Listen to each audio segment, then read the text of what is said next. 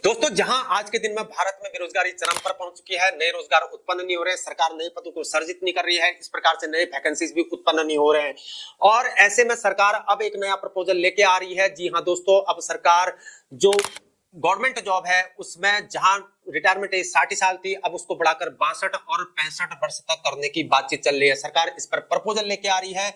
और जल्द ही संभावना है कि अब रिटायरमेंट एज अब 62 से लेकर 65 वर्ष तक हो सके, क्योंकि सरकार यहां पर अपने पेंशन के बर्डन को खत्म करना चाहती है।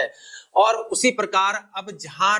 सरकार यहां पर ऑलरेडी एडहॉक सिस्टम में युवाओं से काम करा रही है, चाहे केंद्र सरकार हो चाहे यहाँ पर स्टेट गवर्नमेंट की बात करें, युवा जो है यहाँ पर संविदा के अंतर्गत काम कर रहे हैं, एडहॉक के अंतर्गत काम कर रहे हैं, यानी कि पूरी तरह वो सरकारी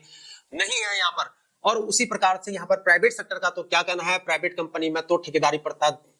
की भरमार चली है। तो जो युवा यहाँ पर प्राइवेट सेक्टर के अंतर्गत ठेकेदारी प्रथा के अंतर्गत काम कर रहा है, उस युवा का भविष्य भी कुछ नहीं कहा सकता है, कब वो नौकरी से निकाल लिया जाए और वो बेरोजगार हो जाए। तो ऐसे में यहाँ पर बेरोजगारी बढ़ती जा रही है। जब सरकार ऐसे प्रपोजल को लेके आएगी, जाहिर है कि यहाँ पर बेरोजगारी बढ़ने की संभावना है। जहां भारत के अंतर्गत जो भारत का जो परिवार है, चाहे लोअर मिडिल क्लास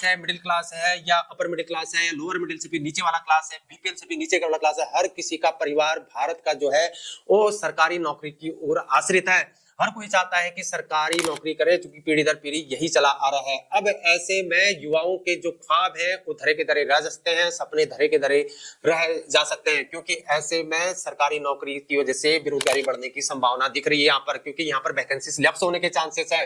क्योंकि सरकार यहाँ पर नई वैकेंसीज को तो उत्पन्न नहीं कर रही और जहां रिटायरमेंट एज बढ़ा रही है। एक सर्वे के अनुसार ये पाया है गया है कि आने वाले 20 साल में यहाँ पर 60 लाख वैकेंसीज लैप्स होने की संभावना है, क्योंकि रिटायरमेंट एज बढ़ जाएगी और नए पद सर्जित नहीं होंगे। सरकार नए पदों को सर्जित तो कर नहीं रही है और ना करेगी, क्योंकि यहाँ पर एडहॉक सिस्टम चल गया है स्टेट गवर्नमेंट और केंद्र सरकार के अंतर्गत। तो इस प्रकार से जब रिटायरमेंट एज बढ़ जाएगी, इंडिविजुअल जो ऊपर बैठा हो रिटायर नहीं होगा, जो नीचे नया लड़का है वो नया लड़का कैसे नौकरी पा पाएगा, कैसे रोजगार पा पाएगा, क्योंकि वो रिटायर ही नहीं होगा तो रोजगार कैसे पाएगा। इस प्रकार से वैकेंसीज यहाँ पर लैप्स हो जाएगी और एक भारत में बड़ी बेरोजगारी की संभावना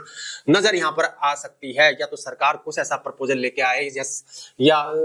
सेमी गवर्नमेंट या प्राइवेट सेक्टर के अंतर्गत नए पदों को, नए रोजगार को उत्पन्न कर लिया जाए कि बेरोजगारी की जो बाढ़ है उसको कम किया जा सके।